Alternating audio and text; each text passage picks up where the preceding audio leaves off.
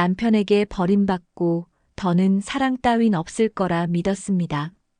그러나 나는 출판사 회장과 같은 방에 있었습니다.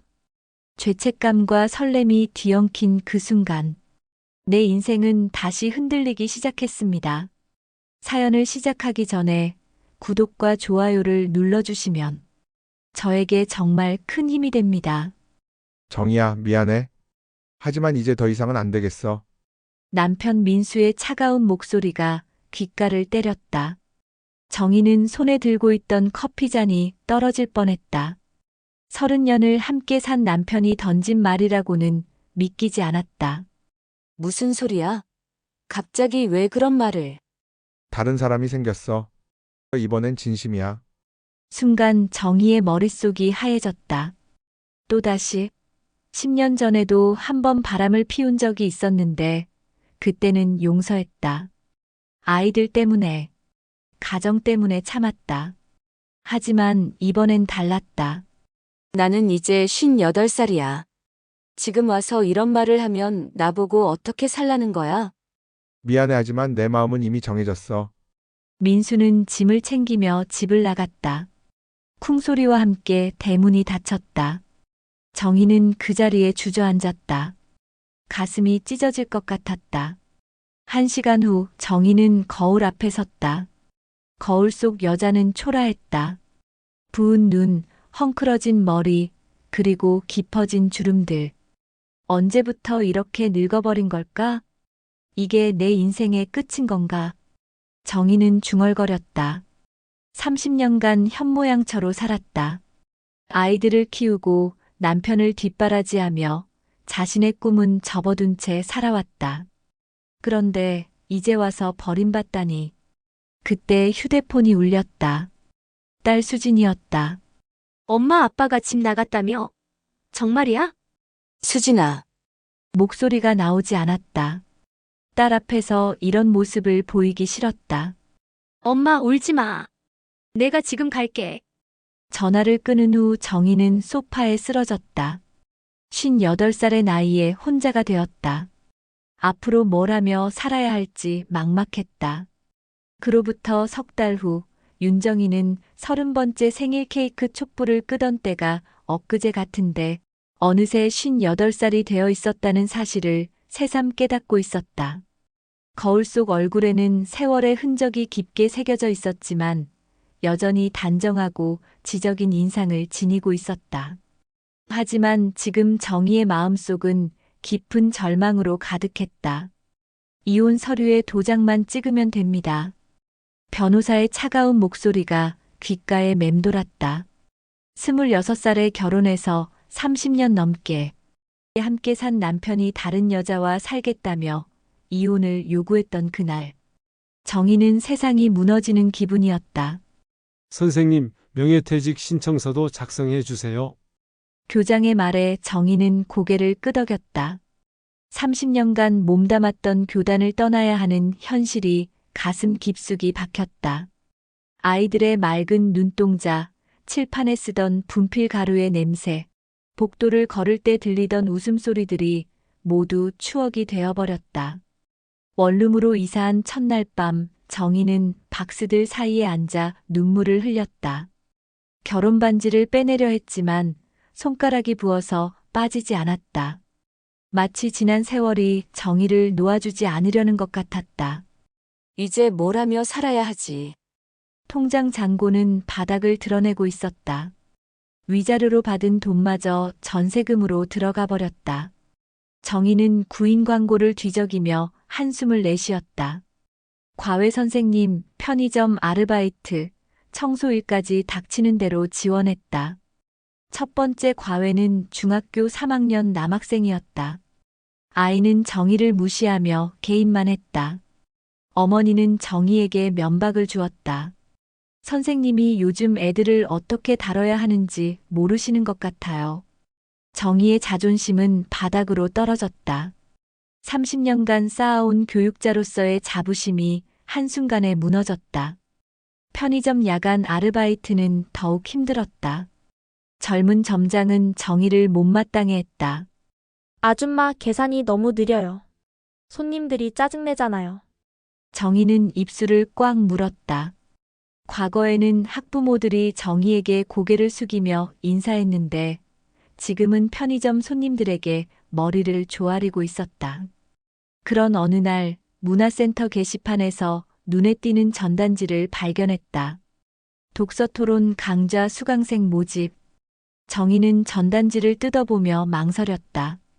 수강료가 만만치 않았다. 하지만 책은 정희에게 유일한 위안이었다.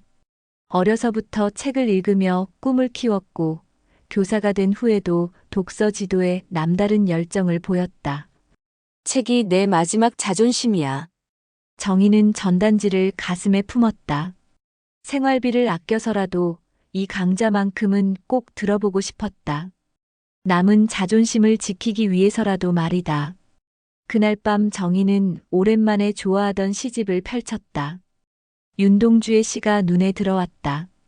별 하나의 추억과 별 하나의 사랑과 별 하나의 쓸쓸함과. 정희는 시를 소리내어 읽었다. 목소리가 떨렸지만 마음 한구석이 따뜻해졌다. 무너진 일상 속에서도 여전히 정희를 위로해주는 것은 글과 책이었다. 창밖에 별이 하나 반짝이고 있었다. 정희는 그 별을 바라보며 다짐했다. 다시 일어서야 한다고. 비록 모든 것이 무너졌지만 책이 있는 한 완전히 포기할 수는 없다고. 정희는 문화센터 앞에서 한참을 망설였다. 새 옷을 살 여유가 없어 옷장에서 가장 깔끔한 블라우스를 꺼내 입었지만 다른 수강생들과 비교될까봐 걱정이었다. 깊게 숨을 들이마시고 강의실 문을 열었다. 안녕하세요. 독서토론 강좌에 등록한 윤정희입니다. 강사는 중년 여성으로 따뜻한 미소로 정희를 맞았다. 수강생은 15명 정도였다. 대부분 정희보다 나이가 많거나 비슷해 보였다. 다행히 어색함은 금세 사라졌다. 첫 시간 주제는 박완서의 소설이었다. 정희는 오랜만에 문학 이야기를 나누게 되어 설렜다. 강사가 질문을 던졌다. 이 작품에서 주인공의 심리 변화를 어떻게 해석하셨나요? 몇몇 수강생이 의견을 말했지만 피상적인 감상에 그쳤다. 정희는 손을 들었다. 주인공이 겪는 상실감은 단순한 개인적 아픔을 넘어서 우리 시대 여성들의 집단적 경험을 상징한다고 생각합니다. 작가는 개인의 서사를 통해 사회 전체의 모순을 드러내고 있어요. 강의실이 조용해졌다. 정희는 계속 말했다. 특히 주인공이 거울을 바라보는 장면에서 과거와 현재의 자아가 충돌하는데 이는 여성의 정체성 혼란을 섬세하게 그려낸 대목입니다. 강사의 눈이 반짝였다. 정말 깊이 있는 해석이네요. 교육 분야에서 일하셨나요? 네, 초등학교에서 30년간 근무했습니다. 수강생들이 감탄하는 소리를 냈다. 정희는 오랜만에 자신감을 느꼈다. 이곳에서만큼은 여전히 자신이 가치 있는 사람임을 증명할 수 있었다. 강의가 끝난 후 한 남성이 정희에게 다가왔다. 키가 크고 단정한 인상의 70대 초반으로 보이는 신사였다. 회색 재킷과 남색 넥타이가 품격 있게 어우러졌다. 선생님의 해석이 인상 깊습니다. 목소리는 낮지만 따뜻했다.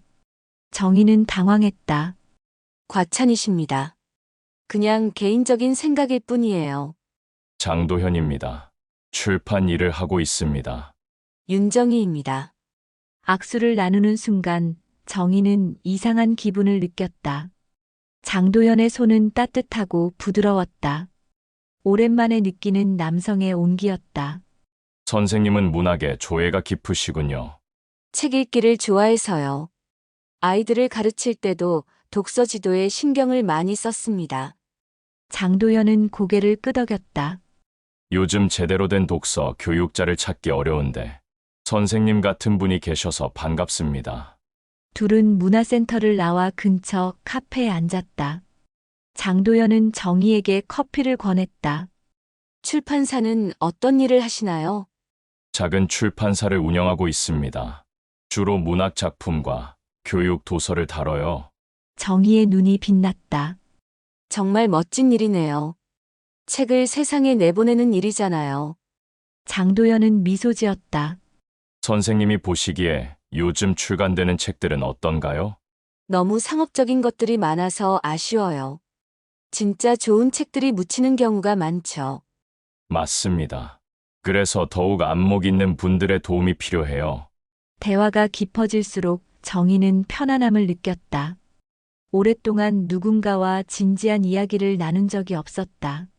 장도연은 정희의 말을 진심으로 경청했고 날카로운 통찰력을 보여주었다. 시간이 벌써 이렇게 됐네요. 정희가 시계를 보며 일어섰다. 다음 주 강의에서 또 뵙겠습니다. 장도연은 정중히 인사했다. 정희는 집으로 돌아가는 길에 이상한 설렘을 느꼈다. 오랜만에 자신의 이야기에 귀 기울여주는 사람을 만났다는 기분이었다. 그날 밤 정희는 장도현과 나눈 대화를 되새겼다. 출판사라는 말에 마음이 끌렸다. 혹시 그곳에서 일할 기회가 있을까? 정희는 작은 희망을 품고 잠이 들었다. 독서 토론 강좌가 끝난 지 사흘 후 정희의 휴대폰이 울렸다. 모르는 번호였다. 여보세요? 윤정혜 선생님이십니까? 장도연입니다. 정희의 심장이 뛰었다. 왜 장도현이 전화를 했을까? 혹시 무슨 일이 있는 건 아닐까? 네, 안녕하세요. 갑자기 연락드려 죄송합니다. 혹시 시간 되시면 뵐 수 있을까요? 제안드리고 싶은 일이 있어서요. 정희는 잠시 망설였다. 하지만 호기심이 앞섰다. 네, 좋습니다. 약속 장소는 장도연의 출판사였다. 강남의 한 빌딩 10층에 자리한 작지만 단정한 사무실이었다. 벽면 가득 꽂힌 책들이 인상적이었다. 어서 오세요. 장도현이 정희를 맞았다. 정희는 긴장한 마음으로 사무실을 둘러봤다. 책이 정말 많네요. 이 모든 책이 우리가 세상에 내보낸 것들입니다. 장도연의 목소리에는 자부심이 묻어났다. 정희는 감탄했다. 정말 대단하세요. 장도연은 정희를 작은 회의실로 안내했다. 차를 따라주며 본론을 꺼냈다. 사실 선생님께 부탁드릴 일이 있어서 연락드렸습니다. 정희는 차를 마시며 기다렸다. 우리 출판사에서 원고 교정 일을 도와주실 수 있겠습니까? 정희는 깜짝 놀랐다. 예상하지 못한 제안이었다. 교정일이라고 하면요. 원고의 맞춤법, 띄어쓰기, 문체를 다듬는 일입니다. 특히 문학 작품의 경우 언어 감각이 중요한데 선생님 같은 분이 꼭 필요해요. 정희의 가슴이 뛰었다. 책과 관련된 일을 할 수 있다는 것이 꿈만 같았다.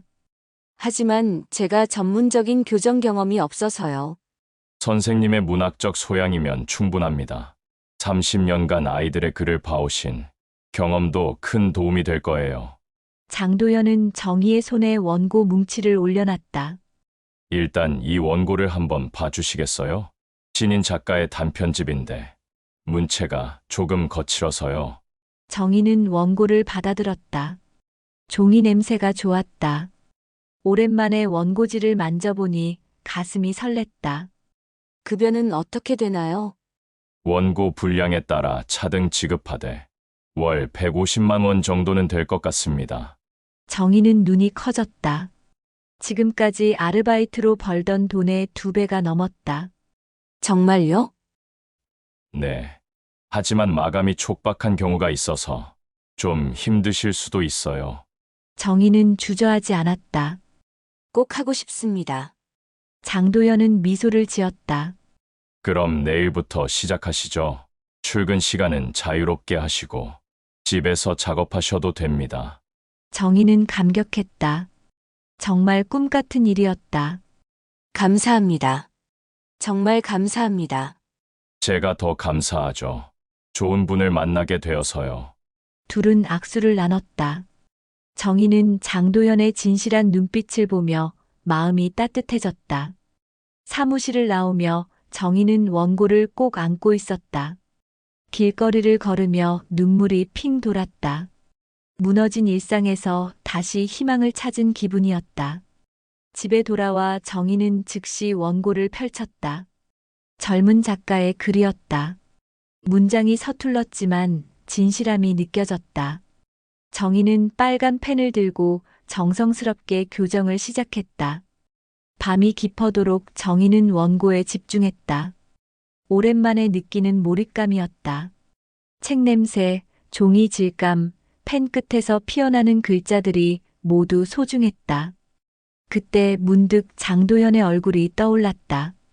왜 자신에게 이런 기회를 줬을까? 단순한 호의일까? 아니면 다른 의미가 있을까? 정희는 고개를 저었다. 지금은 일에만 집중하자고 다짐했다. 정희가 출판사에서 일한 지 한 달이 지났다. 매일 오전 10시에 출근해서 오후 5시까지 원고 교정에 몰두했다. 처음에는 어색했지만 점점 일에 익숙해졌다. 무엇보다 장도현과 자주 이야기를 나눌 수 있어서 좋았다. 정희 씨, 어제 교정해 주신 원고 정말 좋더군요. 장도현이 정희의 책상 앞에 서서 말했다. 감사합니다. 그런데 작가가 너무 어린 것 같아요. 인생 경험이 부족해 보여요. 맞습니다. 하지만 선생님이 다듬어 주시니 훨씬 읽기 좋아졌어요. 정희는 기분이 좋았다. 자신의 일에 대한 인정을 받는다는 것이 이렇게 뿌듯할 줄 몰랐다. 그때 사무실 문이 열렸다. 정희는 처음 보는 여성이 들어오는 것을 봤다. 키가 크고 날씬한 체형에 정장을 말끔하게 차려입은 40대 초반의 여성이었다. 표정은 차갑고 날카로워 보였다. 회장님, 오늘 오후 회의 준비 다 되었습니다. 고생하셨습니다. 소영 씨, 장도현이 대답했다. 정희는 그제야 그 여성이 비서 박소영임을 알았다. 소문으로만 듣던 사람이었다. 박소영은 정희를 흘기 쳐다봤다. 시선이 차갑고 경계하는 듯했다. 회장님, 새로 오신 분이신가요? 네. 정희 씨입니다. 원고 교정을 담당하고 계셔요. 정희는 일어나서 인사했다. 안녕하세요, 윤정희입니다. 박소영은 건성으로 고개만 끄덕였다. 악수도 나누지 않았다. 회장님, 잠깐 말씀드릴 것이 있는데요. 박소영이 장도연을 회장실로 데려갔다. 정희는 뭔가 이상한 기분이 들었다. 박소영의 태도가 싸늘했기 때문이다. 점심시간 정희는 직원 식당에서 혼자 밥을 먹고 있었다. 다른 직원들과는 아직 친해지지 못한 상태였다. 그때 박소영이 다가왔다. 선생님, 잠깐 이야기할 수 있을까요? 정희는 고개를 끄덕였다. 박소영은 정희 맞은편에 앉았다. 선생님, 혹시 회장님과는 어떻게 알게 되셨나요? 갑작스러운 질문에 정희는 당황했다. 문화센터 독서토론 강좌에서 만났습니다. 그렇군요. 그런데 선생님, 제가 말씀드리고 싶은 게 있어요. 박소영의 목소리가 낮아졌다. 회장님은 부인을 일찍 여의시고 혼자 사신 지 오래됐어요. 그래서 가끔 외로움을 타시죠. 정희는 무슨 말인지 짐작이 갔다. 무슨 말씀이신지 잘 모르겠는데요. 회장님 곁은 가볍게 올 곳이 아닙니다. 이미 많은 여자들이 접근했다가 상처받고 떠났어요. 박소영의 말에 정희는 가슴이 답답해졌다. 저는 그런 생각 안 해요. 그냥 일만 열심히 하려고요. 정말요? 그럼 다행이네요. 회장님은 저희 회사에 없어서는 안 될 분이거든요. 박소영은 일어서며 덧붙였다. 참고로 전 교정 직원은 모두 여성이었는데 다들 얼마 못 가서 그만뒀어요. 정희는 혼자 남겨진 식탁에서 젓가락을 놓았다. 갑자기 식욕이 사라졌다. 박소영의 말이 마음에 걸렸다. 정말 자신도 그런 사람 중 하나일까? 오후에 장도연이 정희에게 다가왔다. 정희 씨, 표정이 안 좋아 보이는데 무슨 일 있으세요? 정희는 망설였다. 박소영의 말을 전해야 할까? 아니에요. 그냥 좀 피곤해서요. 그럼 오늘은 일찍 퇴근하세요. 장도연의 배려에 정희는 고마웠지만 동시에 혼란스러웠다. 이 관심이 단순한 배려일까? 아니면 다른 의미일까? 퇴근길에 정희는 깊은 고민에 빠졌다. 정말 자신은 이 일을 계속할 수 있을까? 박소영의 경고가 계속 머릿속을 맴돌았다. 집에 도착해서도 정희는 잠들지 못했다. 장도연의 따뜻한 미소와 박소영의 차가운 경고 사이에서 흔들렸다. 2달이 지나면서 정희는 출판사 일에 완전히 적응했다. 원고 교정 실력도 늘어서 장도연으로부터 칭찬을 자주 들었다. 하지만 박소영의 견제는 계속되었다. 정희가 장도현과 대화할 때마다 날카로운 시선을 보냈다. 그런 어느 날 장도연이 정희에게 특별한 제안을 했다. 정희 씨, 다음 주 금요일에 우리 출판사 창립 기념 만찬이 있는데 참석하시겠어요? 정희는 깜짝 놀랐다. 저 같은 사람이 가도 될까요? 당연하죠.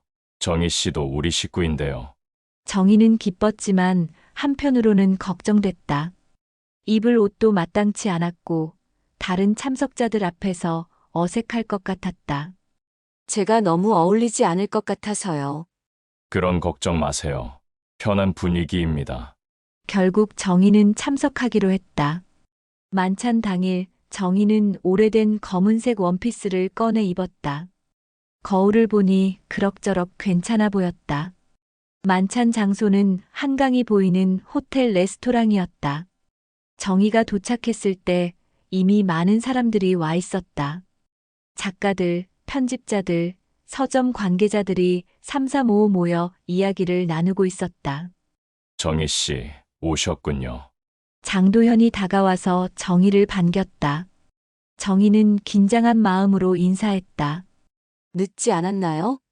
아니요. 적당한 시간이에요. 이쪽으로 오세요. 장도현은 정희를 여러 사람들에게 소개했다. 우리 출판사의 교정 전문가 윤정희 선생님입니다. 사람들은 반갑게 인사했다. 한 작가는 정희에게 고마워했다. 제 원고를 정희 선생님이 교정해 주셨는데 정말 훨씬 좋아졌어요. 정희는 부끄러워하며 대답했다. 제가 한 일은 별로 없어요. 원래 좋은 작품이었으니까요. 저녁 식사가 시작됐다.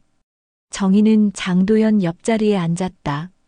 와인잔에 붉은 와인이 따라졌다. 정희는 평소 술을 잘 마시지 않았지만 분위기에 취해 몇 잔 마셨다. 정희 씨, 우리 출판사에 온 지 2달 됐는데 어떠세요? 장도연이 물었다. 와인 기운에 정희는 평소보다 솔직해졌다. 정말 행복해요. 오랜만에 의미 있는 일을 하는 것 같아서요. 저도 정희 씨가 와서 정말 다행이에요. 회사 분위기도 밝아졌고 원고 품질도 훨씬 좋아졌어요. 대화가 깊어질수록 둘 사이의 거리가 가까워졌다. 정희는 장도연의 진심 어린 시선을 느꼈다. 와인 때문인지 얼굴이 달아올랐다. 정희 씨, 솔직히 말씀드리면 장도연이 말을 망설였다. 뭔가요? 정희 씨와 함께 일하면서 매일이 즐거워요. 오랫동안 잊고 있던 감정을 다시 느끼게 되었어요. 정희의 가슴이 두근거렸다. 장도연의 고백이 예상하지 못한 것이어서 당황스러웠다. 회장님, 장도연이라고 부르세요. 회장님이라고 하니까 너무 멀게 느껴져요. 둘은 테라스로 나갔다. 한강이 내려다 보이는 밤 풍경이 아름다웠다. 도시의 불빛들이 강물에 반사되어 반짝였다. 정말 아름다운 밤이네요. 정희가 난간에 기대어 말했다. 네, 정말 그렇네요. 장도연은 정희의 옆에 섰다. 두 사람 사이에 미묘한 긴장감이 흘렀다. 정희 씨, 제가 너무 성급한 건 아닐까요? 무슨 말씀이세요? 이런 감정을 느끼는 게 맞는 건지 모르겠어요. 저는 이미 70이 넘었고 정희 씨에게는 부담스러울 수도. 정희는 장도연의 말을 가로막았다. 나이가 뭐 그리 중요한가요? 저도 40을 훌쩍 넘긴 여자예요. 장도연은 정희를 바라봤다. 달빛 아래서 정희의 얼굴이 더욱 아름다워 보였다. 정희 씨, 장도연이 정희의 손을 잡았다. 따뜻한 온기가 전해졌다. 정희는 떨렸지만 손을 빼지 않았다. 저도 모르겠어요. 이런 기분이 맞는 건지. 우리 천천히 생각해봐요. 급할 것 없잖아요. 그때 장도연이 정희에게 한 걸음 다가섰다. 정희는 심장이 터질 듯 뛰었다.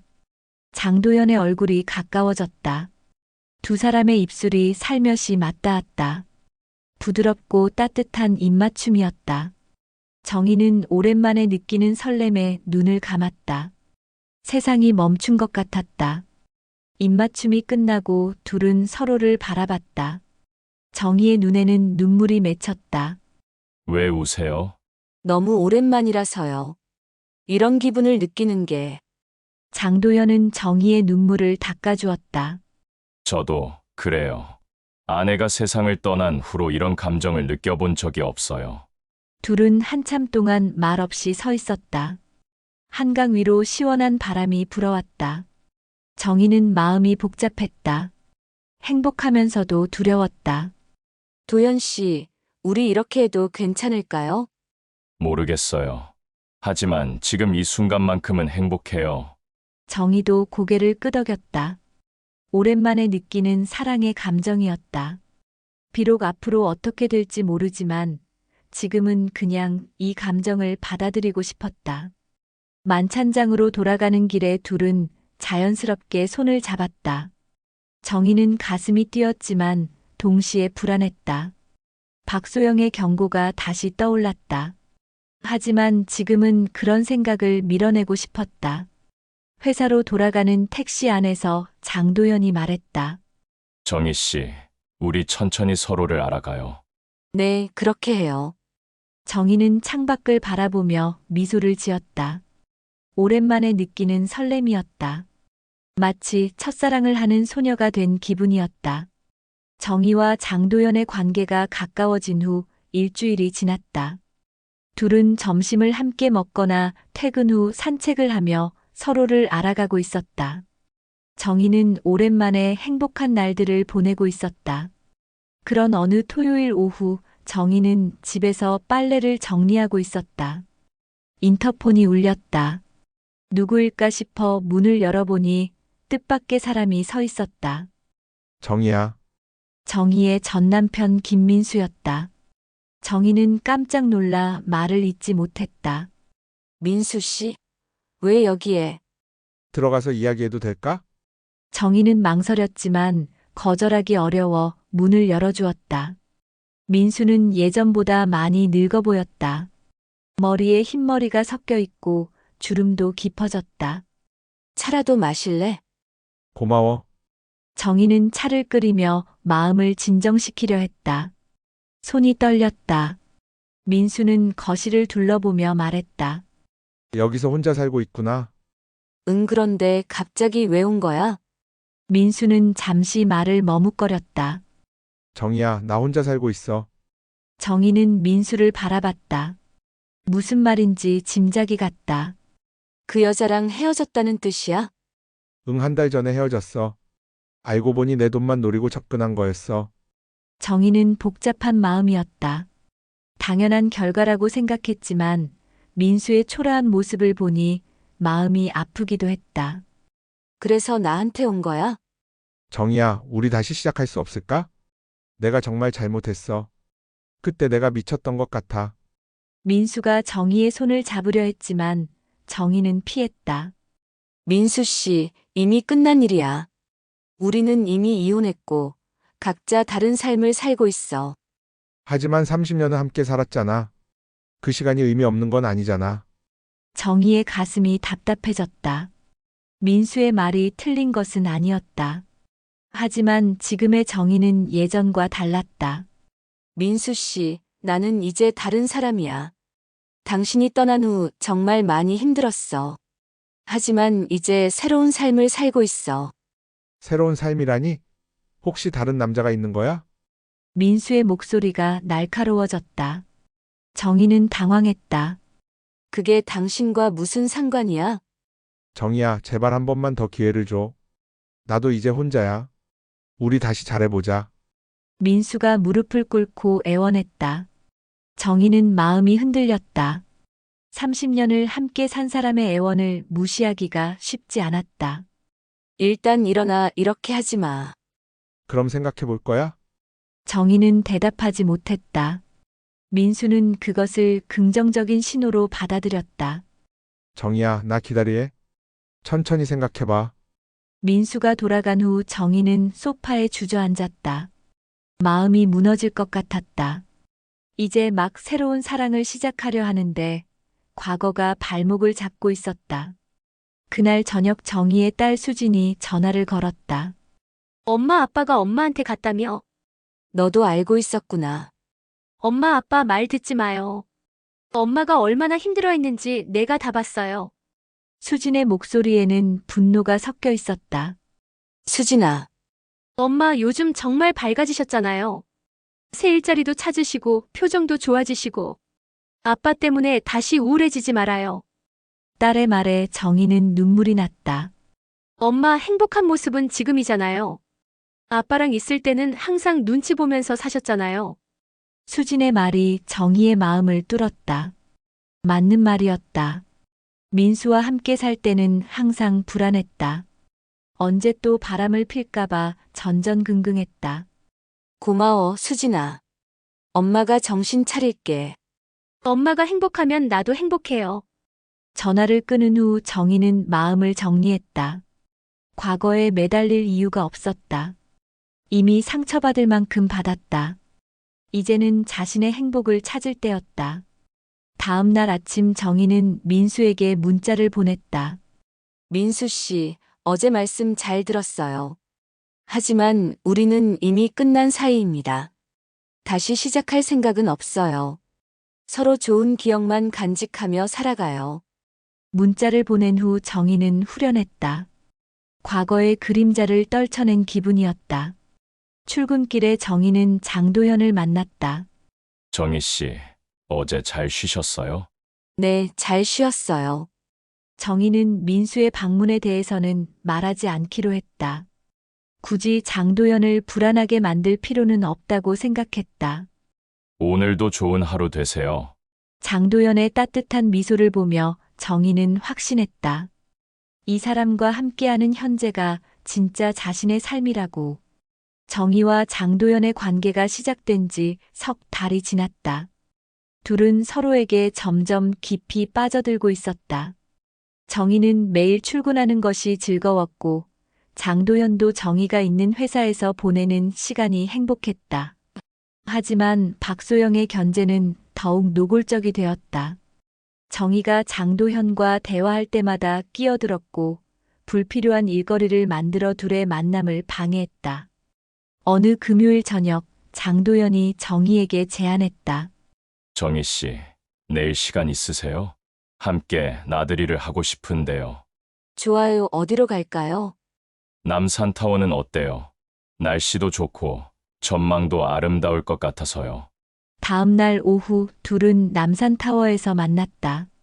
정희는 연한 분홍색 블라우스를 입고 나왔다. 장도연은 정희를 보며 감탄했다. 정말 아름다우시네요. 과찬이세요. 정희는 부끄러워하며 웃었다. 케이블카를 타고 올라가면서 둘은 도시 풍경을 감상했다. 서울 시내가 한눈에 들어왔다. 정말 멋진 풍경이네요. 네, 가끔 이렇게 높은 곳에서 도시를 내려다보면 마음이 편해져요. 남산타워에 도착해서 둘은 전망대로 올라갔다. 해가 지기 시작해서 하늘이 주황빛으로 물들고 있었다. 정희 씨, 제가 말씀드리고 싶은 것이 있어요. 장도현이 진지한 표정으로 말했다. 뭔가요? 저희 관계에 대해서요. 정희는 긴장했다. 좋은 이야기일까? 나쁜 이야기일까? 사실 처음에는 그냥 좋은 동료로만 생각했어요. 하지만 시간이 지나면서 정희 씨에게 특별한 감정을 느끼게 되었습니다. 장도현이 정희의 손을 잡았다. 저도 그래요. 처음엔 그냥 일 때문에 만난 사이라고 생각했는데 정희 씨, 솔직히 말씀드리면 제가 나이가 많아서 걱정이 많았어요. 정희 씨에게 부담이 될까 봐요. 나이가 뭐 중요해요? 마음이 중요한 거죠. 장도연은 정희를 안아주었다. 둘은 석양을 바라보며 서로를 꽉 안고 있었다. 정희 씨, 그냥 내 교정 선생님으로만 남아주지 않았으면 합니다. 장도연이 무릎을 꿇었다. 정희는 깜짝 놀랐다. 도연 씨, 뭐 하는 거예요? 윤정희 씨, 제 아내가 되어주시겠습니까? 정희는 눈물이 핑 돌았다. 예상하지 못한 프로포즈였다. 도연 씨, 저도 이 나이에 이런 고백을 할 줄 몰랐어요. 하지만 정희 씨를 만나고 나서 다시 살아있다는 느낌을 받았어요. 정희는 손으로 얼굴을 가렸다. 감동과 당황이 뒤섞인 감정이었다. 저 같은 사람을 정말 받아주시겠어요? 무슨 말씀이세요? 제가 더 감사하죠. 장도현이 일어나서 정희를 안아주었다. 네, 받아드리겠어요. 둘은 키스를 나누었다. 주변 사람들이 박수를 쳤다. 정희는 부끄러웠지만 행복했다. 다음 날 월요일 장도연이 출판사 직원들에게 발표했다. 앞으로 정희 씨와 결혼할 예정입니다. 직원들은 축하했지만 박소영의 표정은 굳어 있었다. 회장님, 신중하게 생각해 보세요. 박소영이 장도연의 방으로 찾아와서 말했다. 무슨 말씀이세요? 너무 성급한 결정 아닙니까? 정희 씨에 대해서 자세히 아시는 게 있나요? 소영 씨, 그런 말씀 마세요. 정희 씨는 훌륭한 분입니다. 하지만 회장님의 재산을 노리고 접근한 건 아닐까요? 장도연의 얼굴이 굳어졌다. 소영 씨, 그런 말씀은 너무 심하세요. 정희 씨는 그런 분이 아닙니다. 그때 장도연의 휴대폰이 울렸다. 해외에서 살고 있는 아들 민준이었다. 아버지, 결혼한다는 소식 들었어요. 장도연은 긴장했다. 아들이 반대할까봐 걱정됐다. 민준아, 아빠가 아버지가 웃는 걸 오랜만에 봅니다. 화상 통화 화면 속 민준이 미소를 지었다. 어머니가 돌아가신 후로 아버지가 항상 우울해 보이셔서 걱정했거든요. 그런데 최근에 전화할 때마다 목소리가 밝아지셨어요. 장도연은 안도했다. 정희 씨에 대해서도 많이 말씀해 주셨잖아요. 저희는 찬성합니다. 민준의 말에 장도연은 눈물이 났다. 고맙다, 아들아. 아버지 행복하세요. 저희도 곧 한국에 가서 어머님께 인사드릴게요. 전화를 끊은 후 장도연은 박소영을 바라봤다. 소영 씨, 이제 더 이상 반대하지 마세요. 아들도 찬성한다고 하네요. 박소영은 할 말을 잃었다. 결국 고개를 숙이고 방을 나갔다. 그날 저녁 장도연은 정희에게 아들과의 통화 내용을 전했다. 정말요? 아드님이 찬성한다고 하셨어요? 네. 제가 행복해 보인다면서 축하한다고 하더군요. 정희는 가슴이 따뜻해졌다. 가족들의 축복을 받는 결혼이라니 이보다 더 바랄 게 있을까? 도연 씨, 정말 꿈 같아요. 저도 그래요.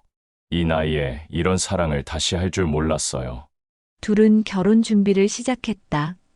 큰 결혼식보다는 가족과 가까운 사람들만 모시는 소박한 식을 하기로 했다. 결혼식을 한 달 앞두고 정희는 바쁜 나날을 보냈다. 드레스를 고르고 하객 명단을 정리하고 신혼집도 구해야 했다. 장도연은 한남동에 있는 아파트를 마련하였다. 작지만 아늑한 투룸이었다. 정희 씨 취향대로 인테리어 하세요. 정말요? 제가 맘대로 해도 돼요? 물론이죠. 이제 우리 집이니까요. 정희는 신혼집을 꾸미면서 설렜다. 오랜만에 진짜 가정을 꾸릴 수 있게 되었다. 결혼식 전날 정희의 딸 수진이 찾아왔다. 엄마 정말 예쁘세요. 고마워, 수진아. 내가 찬성해줘서 엄마가 얼마나 든든한지 몰라. 엄마가 행복하면 저도 행복해요. 도연 아저씨 정말 좋은 분 같아요. 모녀는 오랜만에 깊은 대화를 나눴다. 엄마 후회 안 하세요? 전혀. 오히려 이렇게 늦게 만난 게 아쉬울 정도야. 결혼식 당일 정희는 하얀 드레스를 입고 있었다. 화려하지는 않았지만 우아하고 단정했다. 거울을 보니 행복한 신부의 모습이었다. 정희 씨, 정말 아름다우세요. 장도연이 들어와서 말했다. 그도 검은 양복을 말끔하게 차려입었다. 도연 씨도 정말 멋져요. 결혼식은 작은 웨딩홀에서 열렸다. 하객은 30명 정도였다. 정희의 가족, 장도연의 지인들, 출판사 직원들이 참석했다. 박소영도 와 있었다. 표정은 여전히 굳어 있었지만 그래도 축하 인사는 건넸다. 축하드려요, 정희 씨. 고마워요, 소영 씨. 앞으로 잘 부탁해요. 정희는 진심으로 말했다. 박소영도 마음을 열어주기를 바랐다. 식이 진행되면서 정희는 감동했다. 이 나이에 이런 축복받는 결혼을 할 줄 몰랐다. 주례사에서 목사님이 말했다. 결혼은 새로운 시작입니다. 두 분 모두 인생의 후반기에 새로운 동반자를 만나신 것을 축하합니다. 서약을 나눌 때 둘 다 눈물을 흘렸다. 도연 씨, 평생 함께하겠어요. 정희 씨, 저도 평생 사랑하겠습니다. 식이 끝난 후 피로연에서 장도연의 아들 민준이 화상으로 축하 인사를 보냈다. 아버지, 정희 어머니 축하드려요. 곧 한국에 가서 직접 인사드릴게요. 정희는 새로운 가족이 생긴다는 사실이 기뻤다. 신혼여행은 제주도로 갔다. 바다를 보며 걸으면서 둘은 앞으로의 계획을 세웠다. 정희 씨, 앞으로도 출판사에서 함께 일하면 어떨까요? 정말요? 부부가 함께 일해도 괜찮을까요? 오히려 좋을 것 같아요. 정희 씨의 실력을 제가 제일 잘 아니까요. 정희는 기뻤다. 사랑하는 사람과 함께 의미 있는 일을 계속할 수 있다니. 신혼여행에서 돌아온 후 둘은 본격적으로 부부 생활을 시작했다. 정희는 교정 일을 계속했고 추가로 출판사의 문학 강연도 맡게 되었다. 첫 강연 날 정희는 긴장했다. 잘할 수 있을까요? 정희 씨라면 충분히 잘할 거예요. 30년간 아이들을 가르치신 경험이 있잖아요. 강연장에는 다양한 연령대의 사람들이 왔다. 정희는 시작했다. 안녕하세요. 여러분과 함께 문학 이야기를 나누게 된 윤정희입니다. 강연은 성공적이었다. 사람들은 정의의 깊이 있는 해석과 따뜻한 설명에 감동했다. 선생님 강의 정말 좋았어요. 다음에 또 들을 수 있나요? 감사합니다. 기회가 되면 또 뵙겠습니다. 집으로 돌아가는 길에 장도연이 말했다. 정희 씨, 오늘 정말 자랑스러웠어요. 사람들이 정희 씨 강의에 푹 빠졌더군요. 도연 씨가 기회를 줘서 할 수 있었어요. 아니에요. 정희 씨의 실력이에요. 집에 도착해서 둘은 차를 마시며 대화했다. 도연 씨 결혼한 지 3개월 밖에 안 됐는데 벌써 이렇게 안정된 기분이에요. 저도 그래요. 정희 씨와 함께하는 매일이 평온하고 행복해요. 그때 정희는 문득 예전 일을 떠올렸다. 이혼 후 절망에 빠져있던 자신, 편의점에서 야간 아르바이트를 하며 자존심이 무너졌던 순간들, 그리고 문화센터 게시판에서 발견한 독서토론 강좌 전단지. 도연 씨, 제가 처음 독서토론 강좌 전단지를 봤을 때 뭐라고 했는지 기억해요? 뭐라고 하셨는데요? 책이 내 마지막 자존심이라고 했어요. 장도연은 정희의 손을 잡았다. 그 자존심이 우리를 만나게 해줬네요. 맞아요. 그때는 정말 절망적이었는데 지금 생각해보니 그 모든 게 이 순간을 위한 과정이었던 것 같아요. 정희는 창밖을 바라봤다. 봄이 와서 나무들이 새싹을 틔우고 있었다. 책이 내 마지막 자존심이라고 믿었지만 결국 사랑도 다시 써내려갈 수 있다는 걸 배웠어요. 장도연은 정희를 끌어안았다. 정희 씨, 우리 함께 아름다운 이야기를 계속 써나가요. 네, 그렇게 해요. 몇 달 후 정희는 출판사에서 정식으로 편집장으로 승진했다. 동료들은 정희를 책 부부의 한 명이라고 부르며 존경했다. 박소영도 이제는 정의를 인정하고 협력하게 되었다. 정희 편집장님, 이번 신간 정말 좋네요.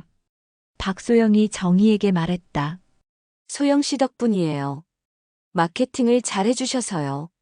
둘은 이제 진정한 동료가 되었다. 어느 토요일 오후 정희는 동네 도서관에서 아이들에게 책을 읽어주고 있었다. 자원봉사 활동이었다. 선생님, 다음에 또 와주세요. 아이들이 매달렸다. 정희는 행복했다. 다시 교단에 서지는 않았지만 이렇게 아이들과 만날 수 있어서 좋았다. 집으로 돌아가는 길에 정희는 과거를 돌아봤다. 남편의 외도로 시작된 이혼, 명예퇴직, 경제적 어려움, 자존심의 추락. 그 모든 시련이 지금의 행복을 위한 준비 과정이었다는 생각이 들었다. 만약 그때 포기했다면, 만약 독서 토론 강좌에 참여하지 않았다면, 만약 장도연의 제안을 거절했다면, 지금의 행복은 없었을 것이다. 집 앞에 도착하니 장도연이 꽃다발을 들고 기다리고 있었다. 이게 뭐예요? 그냥 정희 씨가 예뻐서요. 정희는 웃음이 나왔다. 70이 넘은 남자가 이렇게 로맨틱할 줄 몰랐다. 도연 씨, 정말 감사해요. 뭐가요? 저에게 다시 사랑할 용기를 준 것, 새로운 꿈을 꿀 수 있게 해준 것, 모든 게요. 장도연은 정희를 안아주었다. 저야말로 감사하죠. 정희 씨가 제 인생에 다시 봄을 가져다 줬어요. 그날 밤 둘은 베란다에 앉아 차를 마시며 대화했다. 도연 씨, 우리 나이에 이런 사랑을 할 줄 몰랐어요. 사랑의 나이가 어디 있어요. 마음이 중요한 거죠. 맞아요. 이제 정말 행복해요. 정희는 밤하늘의 별을 바라봤다. 오래전 원룸에서 혼자 윤동주의 시를 읽던 밤이 떠올랐다. 그때의 절망과 지금의 행복이 대조되었다. 별 하나의 추억과 별 하나의 사랑과 별 하나의 쓸쓸함과. 정희가 중얼거리자 장도연이 말을 이었다. 별 하나의 동경과 별 하나의 시와 별 하나의 어머니, 어머니. 도연 씨도 윤동주 씨를 좋아하시는군요. 네. 특히 그 시를 좋아해요. 절망 속에서도 희망을 잃지 않는 마음이 담겨 있어서요. 정희는 고개를 끄덕였다. 자신도 그랬다. 절망 속에서도 책만은 놓지 않았다. 그리고 그 책이 새로운 사랑으로 이어졌다. 도연 씨, 우리 앞으로도 계속 함께 책을 읽어요. 물론이죠. 우리는 책으로 만났으니까요. 둘은 서로를 바라보며 미소 지었다. 정희의 인생에 다시 봄이 왔다. 58살에 시작된 새로운 사랑, 새로운 일, 새로운 꿈. 모든 것이 책에서 시작되었다. 그날 밤 정희는 일기를 썼다. 오늘로 새로운 인생을 산 지 1년이 되었다. 작년 이맘때 나는 모든 것을 잃었다고 생각했다. 하지만 지금 돌아보니 그것은 잃은 게 아니라 비운 것이었다. 새로운 것들을 담기 위해서 말이다. 책이 내 마지막 자존심이라고 생각했지만 오히려 책이 새로운 시작의 열쇠였다. 사랑은 나이에 상관없이 찾아오고 꿈도 언제든 다시 꿀 수 있다는 것을 배웠다. 이제 진짜 행복한 여자가 되었다. 창밖에는 봄비가 내리고 있었다. 새로운 생명을 키우는 단비였다. 정희는 장도연의 잠든 얼굴을 바라보며 감사한 마음을 느꼈다. 인생의 황혼기에 만난 진정한 동반자, 함께 늙어갈 사람을 만났다는 것이 기적 같았다. 앞으로도 함께 책을 읽고, 함께 일하고, 함께 사랑하며 살아갈 것이다. 정희의 인생에 찾아온 두 번째 봄은 첫 번째보다 더욱 아름답고 성숙했다. 정희는 조용히 중얼거렸다. 고맙다, 인생아. 이렇게 아름다운 선물을 줘서. 그리고 평온한 잠에 빠져들었다. 사랑하는 사람 곁에서 행복한 꿈을 꾸기 위해